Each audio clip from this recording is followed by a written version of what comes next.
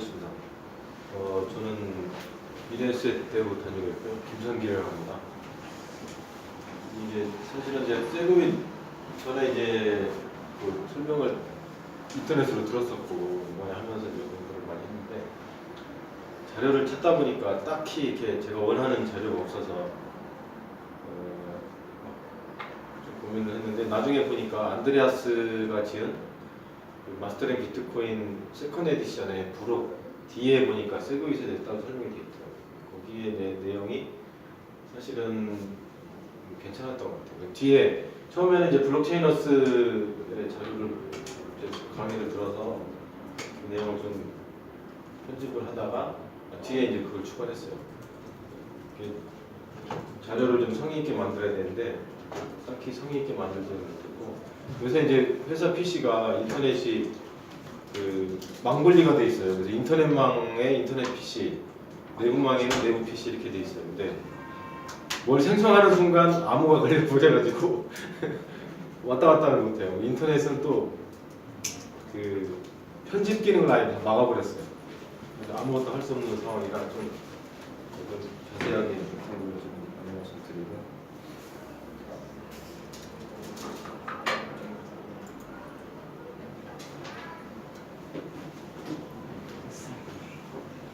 이거 여기 다음 페이지가 나오는구나.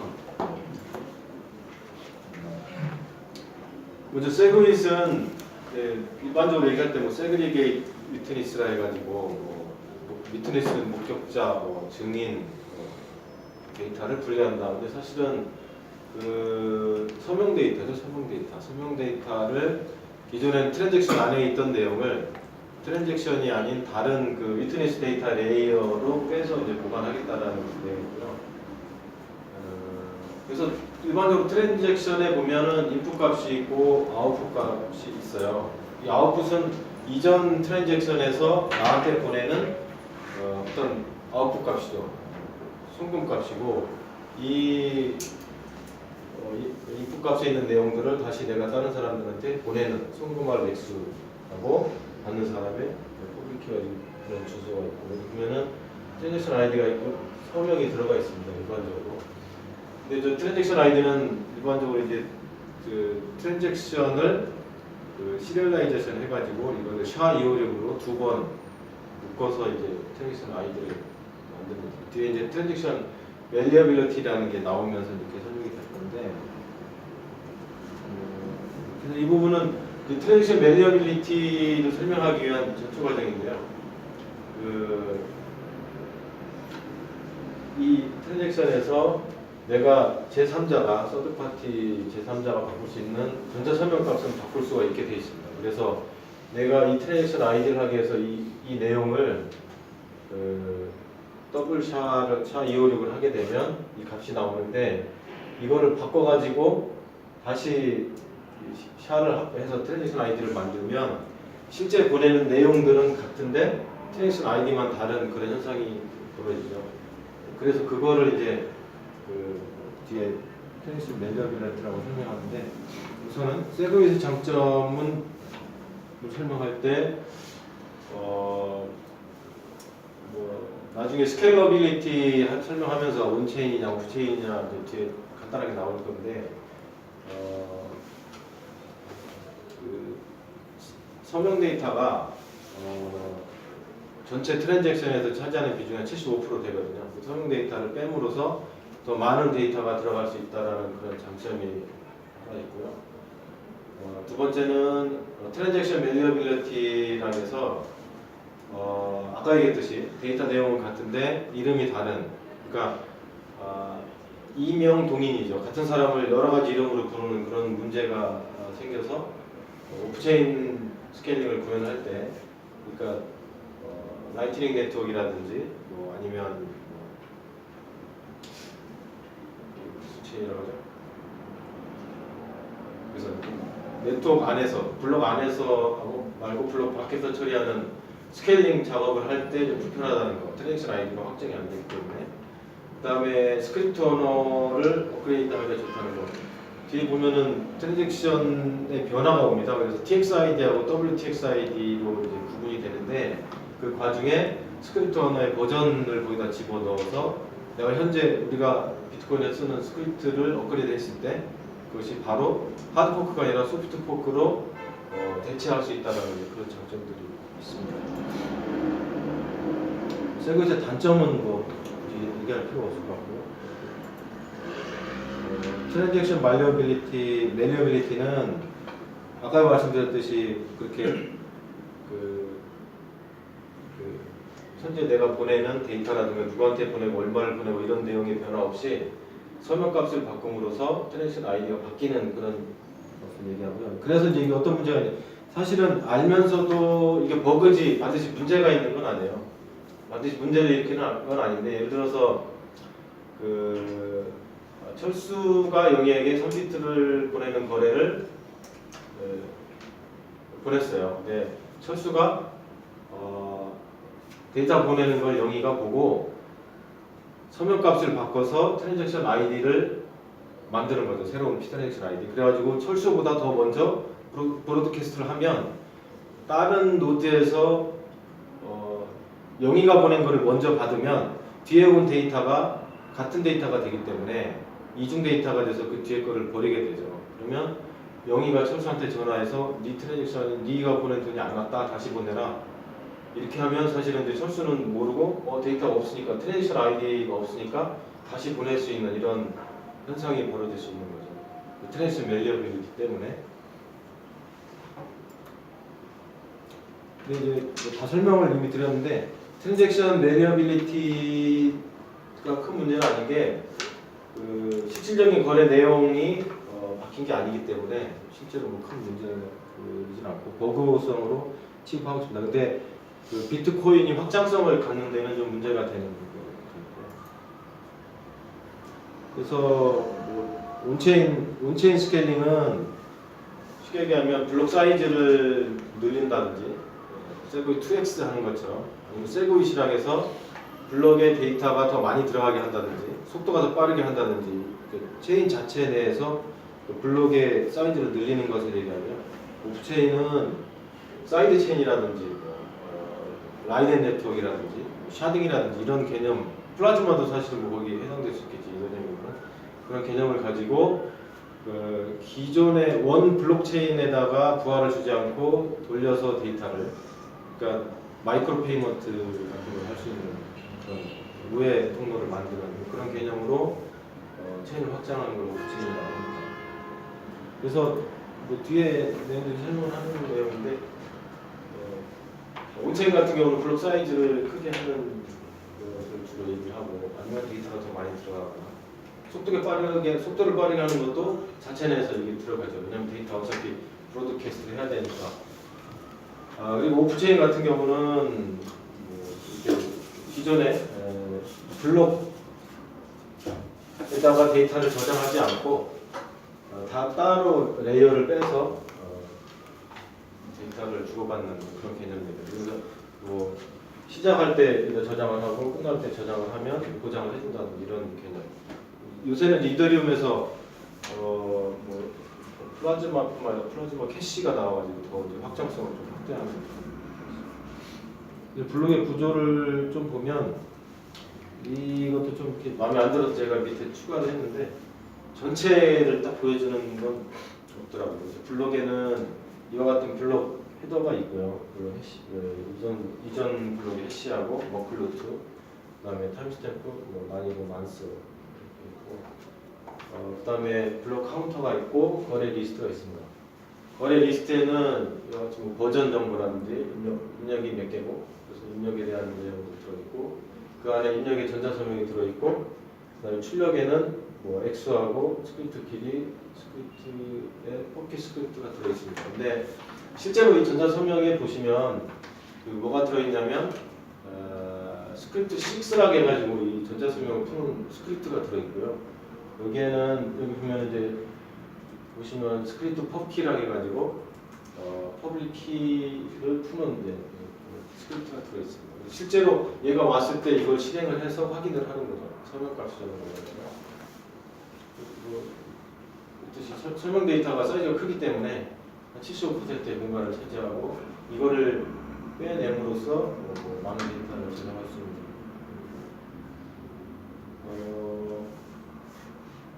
일단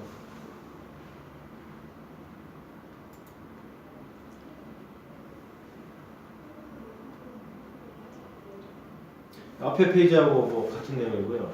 뒤에 보면은 전자서명 데이터가 들어있는데 이 데이터를 위트니스라고 하는 별도의 데이터 구조로 이렇게 빼내게 됩니다. 실제 어떻게 되는지를 한번 보겠습니다. 이게 이제 이 내용부터는 이제 저 안드레아스 책에 나온 내용인데 아까 보시면은 앞에 페이지에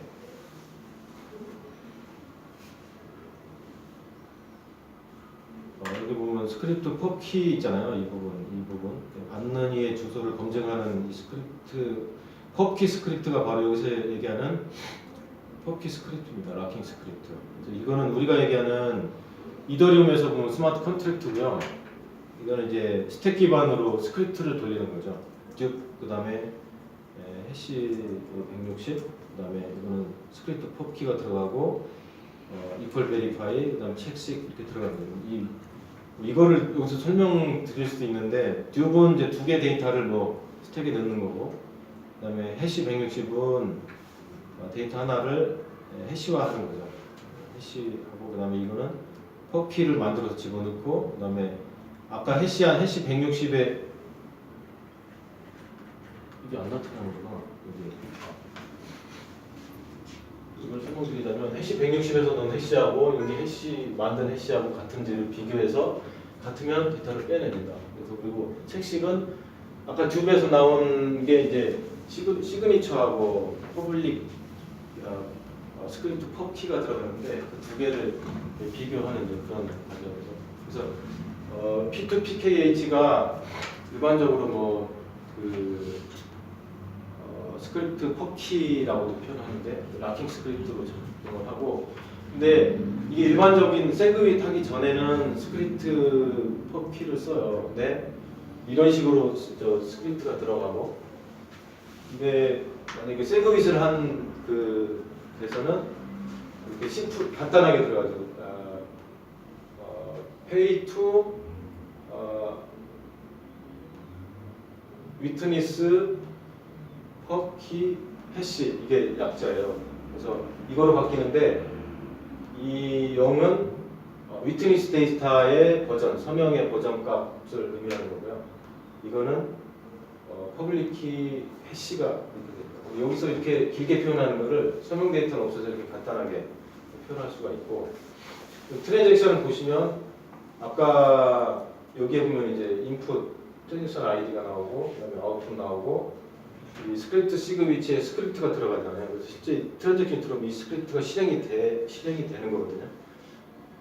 그러니까 인터넷은 어떻게 보면 블록체인을, 그러니까 인터넷이 최초에 나왔을 때는 리드만 가능했잖아요. 인터넷이 웹에서 데이터를 조회하는 거. 두 번째는 리드하고 라이트가 가능했어요. 세 번째 블록체인의 장점은 실행하는 인터넷이라는 거죠. 이렇게 왔을 때 바로 이 스크립트 실행하는 개념이 데이터에 들어있는 걸 실행합니다. 이런 구조에서 세그윗이 된 트랜잭션을 보면은 이렇게 바뀌어 있죠. 이렇게 트랜잭션에 이게 이만큼이 들어가고 위트니스 데이터는 따로 레이어를 정해서 서명 데이터와 분리가 이렇게 돼서 저장이 됩니다. 간단해지고 됐죠. 이런 장점들이 또 사실 있어요. 앞에서 뭐 세그윗의 장점 이렇게 대충 설명한 이유가 안드레아스 책에 나온 내용이 더 좋아서 사실은 거기서 설명하려고 간단하게 했는데, 그래서 보시면은 원래 일반적으로 세그윗이 나오기 전에 우리가 쓰는 게 트랜잭션 아이디라고 쓰고 있었거든요. 근데 세그윗이 나오면서 위트니스 데이터, 원래 TXID는 위트니스 데이터가 있었죠. 근데 세그윗이 나오면서부터는 TXID는 위트니스 데이터가 없는 거, 이게 바뀐 거고요. 이게 이제 기본이 위트니스 데이터가 없는 거, 서명 데이터 없는 거, WTXID라고 표현하면 서명 데이터를 가지고 있는 거를 표현을 합니다. 그리고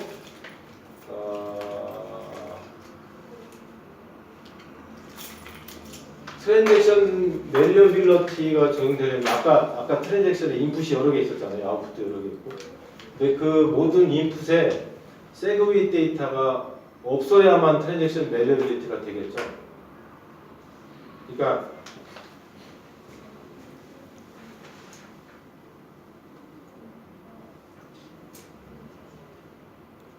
저 얘기는 무슨 얘기냐면 여러 개 있는데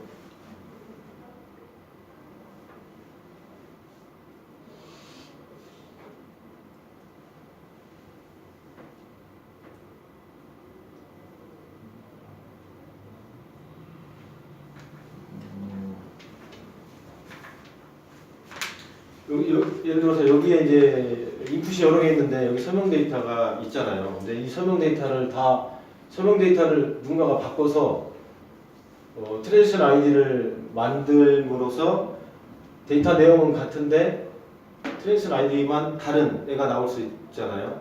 근데 여기에는 입력 인덱스가 여러 개 있는데 인풋이 여러 개 있는데 그 안에는 인풋마다 다 전자서명이 들어가 있는데 모든 전자서명이 다 빠져야지 이 전자서명 없이 빠진 상태에서 만들면 이 트랜지션 아이디 똑같잖아요. 전자서명만 제3자가 바꿀 수 있으니까 이거를 내가 A에서 B로 바꾸면 이 트랜지션 아이디도 바뀌고 이거를 뭐 A에서 C로 바꾸면 바뀌고 근데 인풋이 여러 개니까 그 중에 하나만 바꿔도 트랜지션 아이디는 바뀌게 되는 효과가 나타나니까 사실은 인풋에 이 인풋 리스트에 서명값이 다 빠져야지 아무리 만들어도 트랜잭션 아이디가 하나만 나오는 현상이 벌어진다는 그런 얘기인데 이 얘기는 이제 그런 말입니다.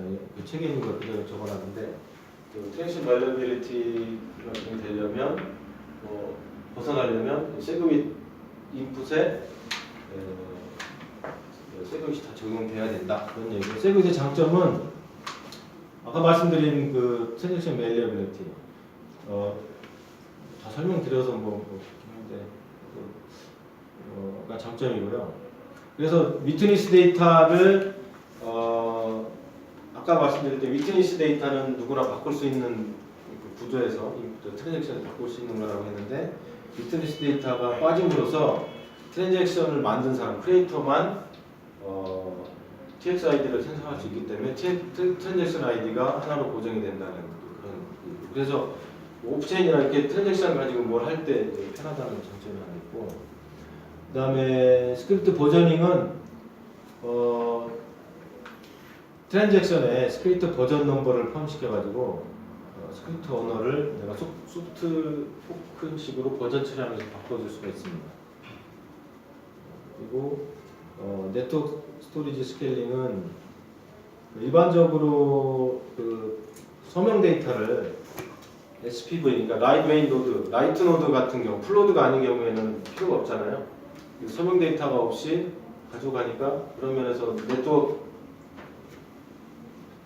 효율적으로 쓸 수 있다. 스토리지하고 이런 내용이고 또 하나는 시그니처 베리피케이션 옵티마이제이션. 이거는 뭐냐면 그 해시를 할 때 트랜잭션을 가지고 해시를 할 때 트랜잭션의 사이즈가 크면 해시하는데 시간이 많이 걸리잖아요. 근데 서명 데이터를 넣은 상태에서 내가 해시를 하게 되면 그럼 시간이 많이 걸리는데 서명 데이터를 빼고 해시를 하게 되면 그만큼 해시가 빨라지니까 속도가 나아진다는 책시그라든가 몰치 같은 해시 기능이 들어가 있는 오퍼레이션 스크립트 실행할 때 빠르다는 그런 내용이고요. 그다음에 다섯 번째는 좀 이해가 안 가는 부분인데 이거는 이제 우리가 아웃풋 값을 데이터를 전송할 때 인풋에서 나온 그 아웃풋 값을 더해가지고 딴 사람한테 내가 보내고 남은 값을 또 나한테 보내고 이런 처리를 하잖아요. 지갑 데이터는 사실은 그 내 퍼블릭 키에 있는 그 아웃풋 값들을 다 가져다가 더하는 역할을 하죠. 더해줘야 되죠, 임의로. 근데 요 의미는 저는 그렇게 받아들였어요. 이게 그 예를 들면 이제 하드웨어 월렛 같은 경우인데 하드웨어 월렛은 뭐 레저넌 OS 같은 경우가 이제 빠져 있잖아요. 이렇게 분리돼 있다가 끼면 제가 가서 가져와야 되는데 그걸 합치지 않고 그냥 이렇게 한꺼번에 합친 데이터를 그러니까 인풋이 뭐 얼마 뭐 1노드, 2노드, 3노드를 합쳐서 내가 가지고 있는 재산이 얼마다라고 하는 거를 따로 계산하지 않고 해주는 거 아닌가라고 이해를 했는데 이 부분은 제가 자세히 한번 혹시 찾아보고 다른 의미 같은 제가 설명을 드리겠습니다. 저는 그렇게 받아들였거든요. 그 다음에 그 일반적으로 이 세그윗은 소프트 포크를 하죠. 그러니까 소프트 포크라는 얘기는 하나의 데이터를 우리가 워드로 작성하면 워드 뭐 2007이나 뭐 2010이나 같은 파일을 두 개 다 읽어낼 수가 있잖아요.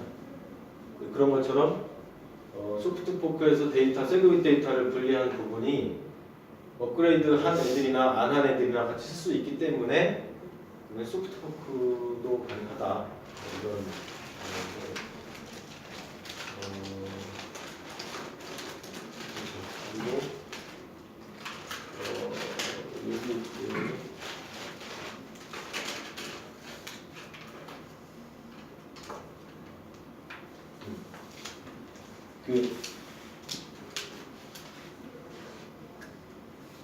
그 뭐냐면 그 세그윗을 하기 전에 그 스크립트는 pay2 p2sh pay2 뭐라 하지? pay2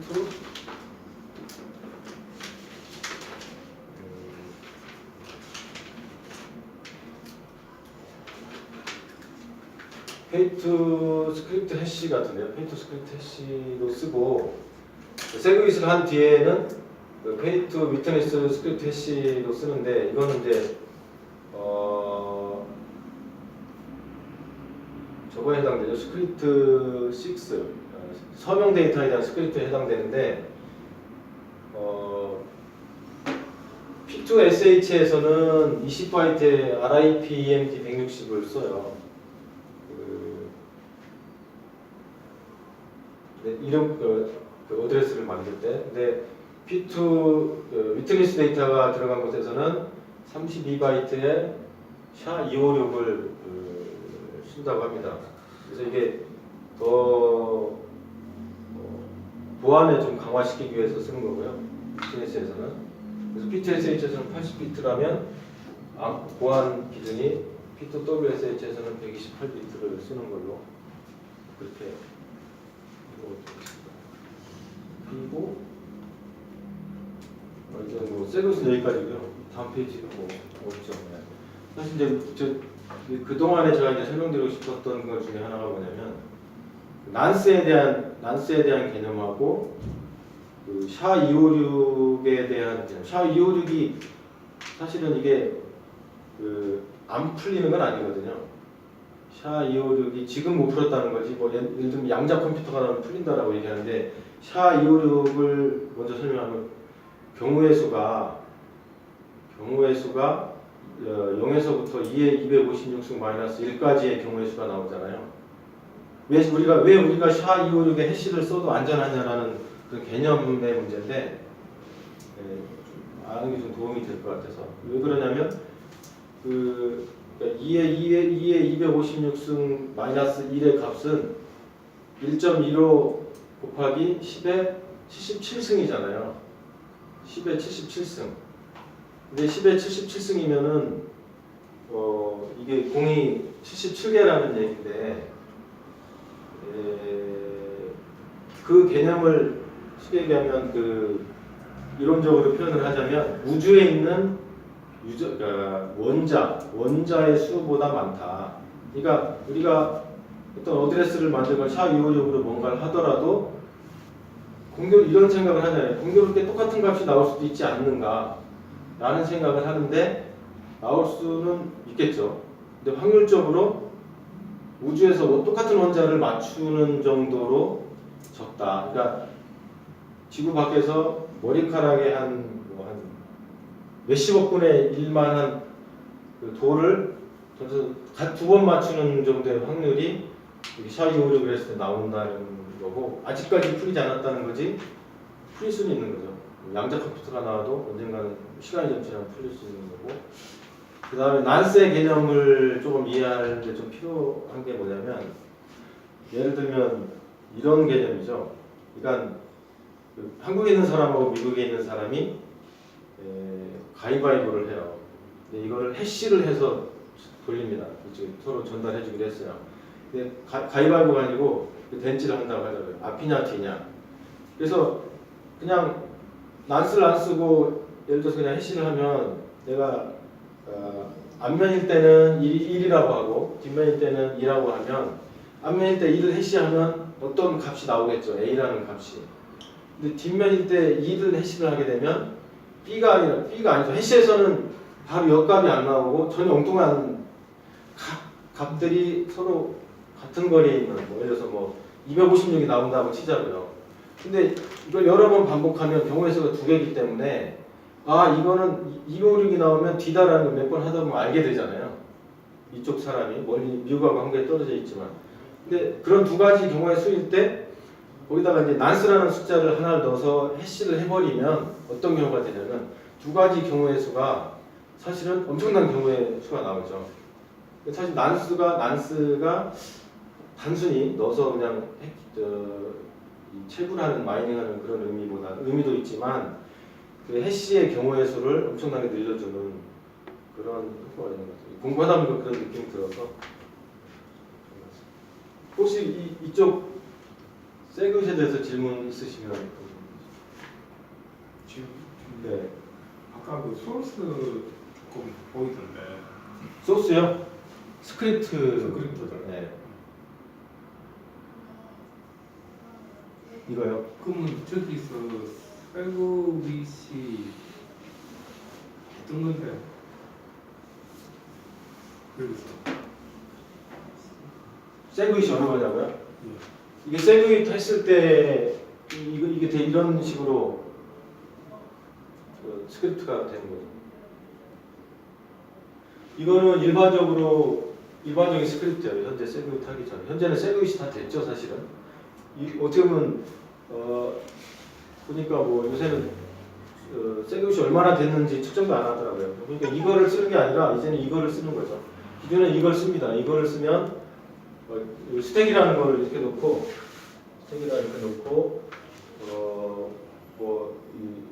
서명 키하고 퍼블릭 키를 듀프하면은 서명 키하고 퍼블릭 키가 스택에 들어갑니다. 하나씩.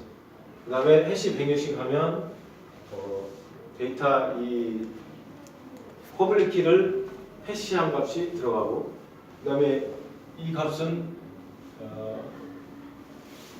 퍼블릭 키의 해시 값이죠. 해시 값이 또 들어가고, 그 다음에 얘는 아까 여기서 한 그 해시 값하고 얘하고 같은지 비교를 합니다. 같으면 두 개를 팝을 해버리죠. 스택에서 두 개를 빼내고, 그러면 마지막에 듀브에서 마지막에 최초에 넣은 스크립트 키하고 퍼블릭 키 해시가 남아 있는데, 이 책시그는 두 개가 같은지를 비교해서 같으면 트루냐 폴스냐를 스택에 넘겨놓고 끝내는 거죠. 이런 식으로 처리하던 게 이런 식으로 그냥 간단하게, 설명 데이터가 없으니까, 설명 데이터를 비교할 필요가 없으니까 이렇게 간단해지는 거예요. 이거는 이제 스트럭처를 보여드리는 거죠. 스트럭처. 실제로 인풋, 트랜잭션, 아웃풋. 이건 아까 여기 이게 이거고, 이거 아니라고. 뭔지 모르겠네요. 이거는 스크립트 시그 자리에 이렇게 밥에 설명 키가 들어간다. 여기에 실제로는 설명 키하고 이 스크립트가 들어가는 거 같더라고요. 제가 실제 소스를 보진 않아서. 근데 여기서는 설명 데이터가 없죠. 빠져 있는 거고, 이 데이터를 따로 위트니스라고 하는 스트럭처로 구분해내는 거예요. 그러니까 저기 앞서 위트니스 데이터라고 하는 데이터 위트니스 데이터 값이 분리된 건데 네, 그렇죠. 쭉 밑에 보면 더 많잖아요, 지금. 네, 그게 되는 그러니까 소스 길이로 보면 이제 라인이 더 많은데 어떻게 저게 뭔가 더 처리가 더 좋고 그런 건지. 아, 블록체인에서 얘를 다른 곳에 저장을 하는 거고 같이 있는 건 아니고. 같이 있는 건 아니죠. 이걸 블록의 다른 부분에 들어가는 거죠. 따로 처리하는 거죠. 그러니까 세그리게이션 리터니스라는 뜻이 뭐 검증자를 분리한다 뭐 그런 뜻이죠. 그런 네, 서명 데이터를 분리한다. 서명 데이터를 분리를 하면 뭔가 소스가 라인에 보면 더 작아져야 뭔가 맞을 것 같은데 라인은 더 길어지는 것 같아서 아까 그래서 전자서명 키가 그 소스에서 없어지는 겁니까? 전자서명 이건 소스가 아니고 트랜잭션이죠. 트랜잭션. 트랜잭션. 네. 앞에 지금 저도 뭐 비슷한 의문을 가지고 있는 건데 앞에 이거 질문하신 거 아니에요? 네. 이 데이터 이게 이거 지금 트랜잭션 세그리 트랜잭션은 이렇게 들어온다는 거고요. 얘는 일반 트랜잭션 이렇게 들어온다는 거예요. 그 뭔가 트랜잭션에 세그레이션 하면 분리가 돼서 좀 딴 데가 있으면 소스가 작아지고 이러면은 뭔가 처리 용량이 좋아지고 뭐 전자서명 키도 없어지고 이러는 건데 그죠? 트랜잭션이 작아지잖아요. 트랜잭션 이만큼으로 보면 일반적인 트랜잭션 이만큼으로 보면 위에 거 하고 여기는 위에 이게 트랜잭션이고 이거는 스크립트. 아니고 말고 TX 그러니까 TX 세 번째 거 이거요? 그게 트랜잭션 일반 트랜잭션 세그리 된 트랜잭션. 그러니까 네, 그게 네, 분리가 됐으면 네. 뭐더 이거 이렇게 보시면 돼요. 여기는 다 처리하잖아요. 실제 여기에 서명 데이터가 없기 때문에 그런데 여기에 100바이트의 서명 데이터가 있다고 치면 그죠? 이게 스트럭처로만 표현했기 때문에 그런데 길잖아요. 네, 저 빨간 게 지금 길다고 생각하면 네. 근데 이 세그리트에서는 이 데이터가 없고 이 데이터를 따로 분리했으니까 예를 들면 내가 플로드다 그러면 여기까지 다 가져다가 처리해야 되는 거고요. 지갑이나 이런 것처럼 라이트 노드다 그러면 여기까지만 처리하면 되죠. 이건 가져갈 필요가 없고 이만큼 데이터는. 근데 지금 한꺼번에 써져 있어서 그런데요. 그러니까 스트럭처를 표현하다 보니까 이제 그렇게 된 건데 이게 빠지고 이게 이쪽으로 나오면서 이렇게 되는 거예요. 예를 들어서 마이닝 할 사람들도 이게 다 있어야 되는 거고 근데 지갑 같은 경우에는 이것만 가지고 있으면 돼요. 근데 지금 한꺼번에 쫙 써 있잖아요. 근데 보면은 다 인으로 지금 들어가 있긴 하거든요. 그냥 보면요. 이게 왜냐면 제이슨으로 뽑아서 그런데요. 실제로 버퍼에 들어갈 때는 위에 있는 거는 인 영역 안에 저게 다 들어가 있고요. 세그윗을 하면요. 인 영역이 따로 있고 마지막에 모르는 게 따로 있어요. 그래서 실제로 보면은 저 앞에 있는 트랜잭션 데이터라고 계속 부르는 부분이 1메가 제한이거든요. 근데 저거 위트니스가 뒤로 아예 빠져있기 때문에요. 1메가 안에 일단 포함이 안 돼요. 그래서 그러니까 세그윗을 쓰면은 1메가가 넘어요. 실제로는 전체를 보낼 때 그게 가능해지고요. 두 번째로는 위에 있는 게 스크립트 양 자체가 원래 저게 그러니까 스크립트로 들어가거든요. 이거를 락킹한 거를 어떻게 푼다 할 때. 근데 그 아래 있는 거라면 그냥 서명만 가지고서 알아서 풀려요. 그러니까 좀 더 심플한 게 되는 거죠. 그래서 그 라인 수가 줄어드는 게 포인트는 아니고요.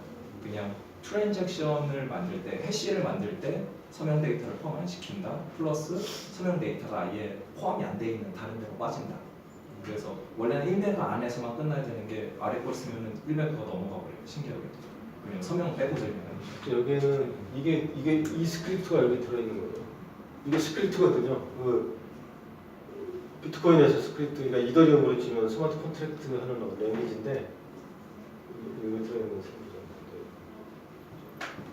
그럼 그 저기 밑에 있는 저거 위트니스 데이터가 1메가의 블록 안에 들어가는 게 아니라 별도의 또 블록이 있는 거예요? 아니 그 블럭 안에서 있는데요. 블록 안에서도 있는데 저기에 다 들어간다. 네, 그래서 단위를 아예 새로운 거를 만들어냈어요. 얘네가 무슨 뭐지?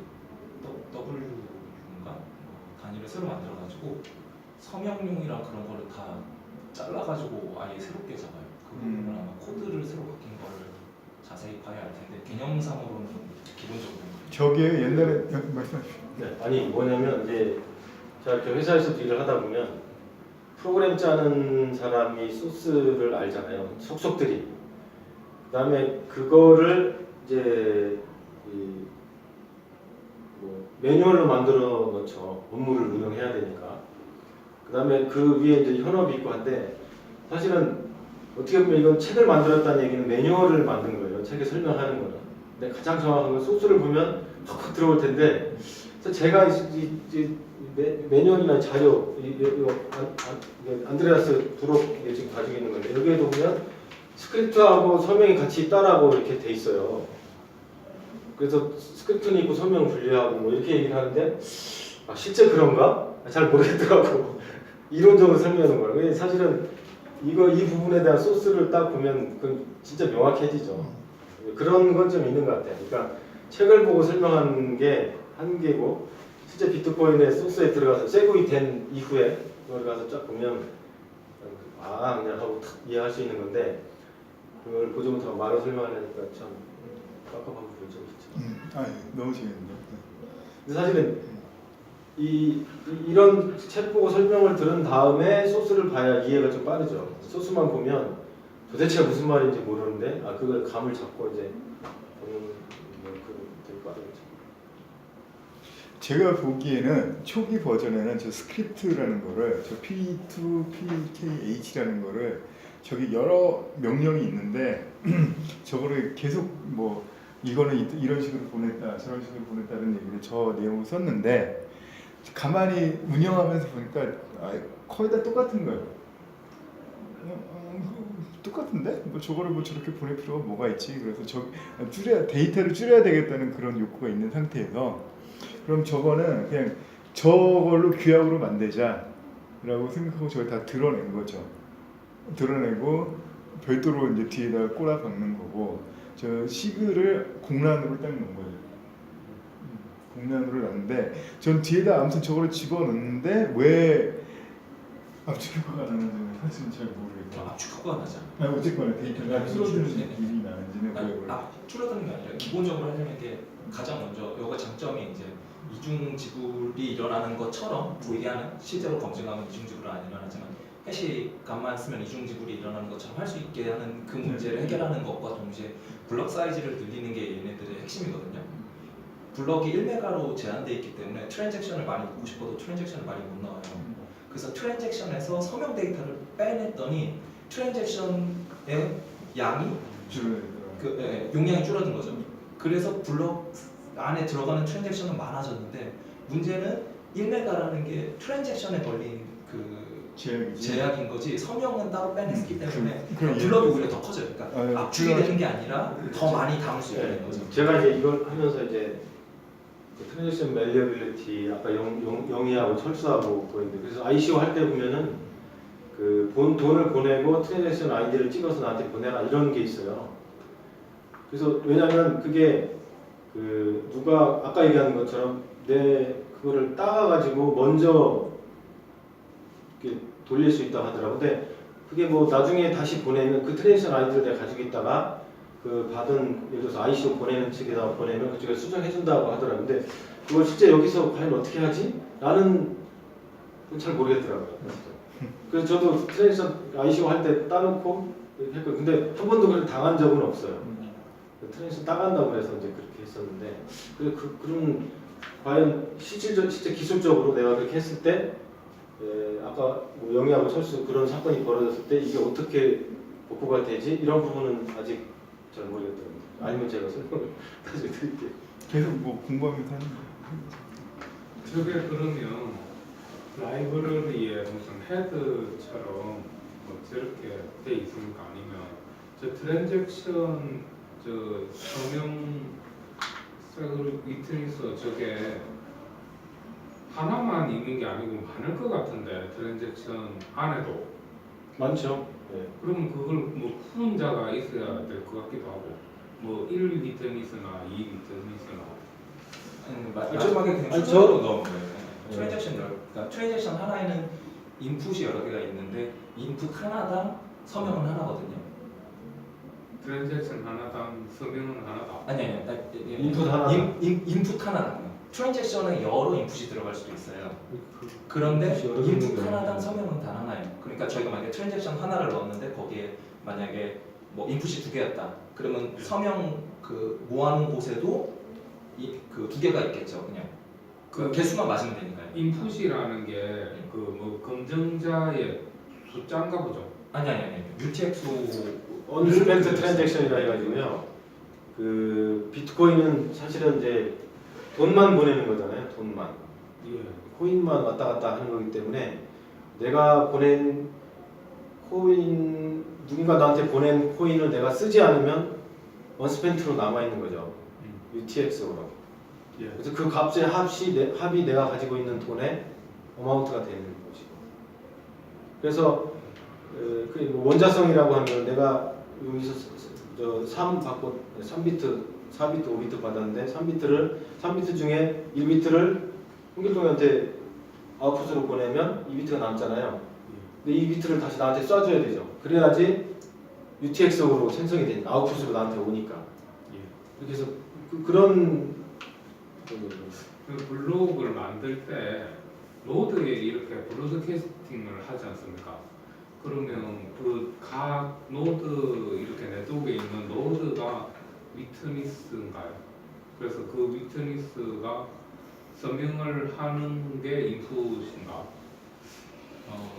그 위트니스 방금 말씀하신 건 이제 그 DPoS나 이런 데서 쓰는 위트니스 개념이고요. 이제 밸리데이터라고 해가지고 예. 그 검증, 그러니까 마이닝을 좀 같이 하는 마이닝 권한이 있는 애들, 블로그 생성할 권한이 있는 애들이 이제 거기서는 위트니스라고 하는데요. 예. 여기서 위트니스는 그냥 전자 서명을 위트니스 데이터라고 하는 것뿐이고요. 아, 전자 서명은 뭐냐면 이제 개인 개인 키로 암호화를 해요. 그러면 그걸 풀 수 있는 거는 그 공개 키로만 풀 수가 있거든요.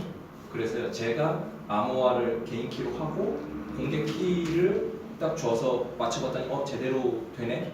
그러면은 이제 맞는 거거든요. 그런 거를 의미를 해요. 그래서 저기 보면은 저 받는 거가 우리 보면 퍼키라고 돼 있는 게 그 공개 키거든요. 예. 그래서 공개 키가 그래서 저기 이렇게 들어가요. 서명 데이터는 사실 그냥 공개 키라고 보시면 돼요. 근데 여기 이렇게 딱 보시면 사실은 이 버전 길 이유가 없잖아요. 카운터 몇 개 이것도 뭐 길 이유가 없고 리스트 중에 뭐 이전거리 값의 해시 256이겠네요. 256. 그다음에 인덱스 몇 번째 위치 길 이유가 없고 설명 길이 몇 바이트 짧잖아요. 근데 이 전자 서명만 길다는 거죠. 다 합쳐봐야 얘보다도 월등하게 작으니까 얘가 전체 트랜잭션에서 너무 많은 양을 차지한다. 전체가 예를 들어서 100바이트인데 얘가 75바이트다. 그럼 얘 때문에 이 전체가 다 같이 해시할 때도 같이 해시가 돼야 되고 전송도 돼야 되고 효율적이지 않으니까 그냥 너는 필요할 때만 붙이고 따로 가자. 머클트리에 머클루트 가지고 있는 것처럼 얘 위치값만 가지고 있으면 되잖아요. 쉽게 얘기하면 따로 떼놓고 안 가져가고 필요할 때 필요한 놈이 그 주소값 가져가서 갖다 써. 이런 식으로 나누자라는 게 세그윗이죠. 그냥 쉽게 얘기하면 이 데이터만 따로 떼자. 전체가 얘가 다 100바이트에서 얘가 25바이트, 얘가 75바이트니까. 그러면 25바이트만 왔다 갔다 하면 되니까 아무래도 빠르잖아요. 처리도 빠르고 통신도 빠르고 그 개념이 그냥 이거는 세그윗이라고 보시죠. 전자서명하는 그 개인 키 값이 위트니스네요. 아닌가? 그러니까 아니죠. 서명 데이터. 그러니까 내가 서명 데이터가 그거잖아요. 내가 이거를 보낸다라는 내용을 서명 내 프라이빗 키를 그 해시해가지고 서명 데이터를 만들잖아요. 그렇죠. 개인 키하고 네, 프라이빗 키를. 네. 어, 그 데이터 아, 여기다 붙여야 되는데 그 데이터를 떼자 이거죠. 그거를 위트니스를 세그리게이션 하는 게 분리지 않습니까? 네. 그걸 이 트랜잭션 말고 다른 데로 붙이자. 그렇죠, 그렇죠. 네. 그래서 그게 세이브 윗이라고 해요. 그 전자서명 적은 부분만 떼내는 거니까 예. 그 위트니스가 결국은 전자 서명이 되는 거죠. 목격자, 증인 뭐 이런 거니까. 증인이라는 말은 내가 이 돈을 보냈다라고 하는 거를 증인으로 보내는 거고 그거를 스크립트 퍼키나 이런 데서 가져다가 또 검증을 하죠. 다 이게 서명 데이터를 가져다가 스크립트에서. 이제 이해가 아까 섞이는 이해가 안 가요. 이건 문제가. 그냥 이건 데이터 보관의 문제라고 생각하시면 될 것 같아요. 그러다 보니까 트랜잭션도 가벼워지는 거고. 또 질문 있으시면 해주시면 좋겠습니다. 감사합니다.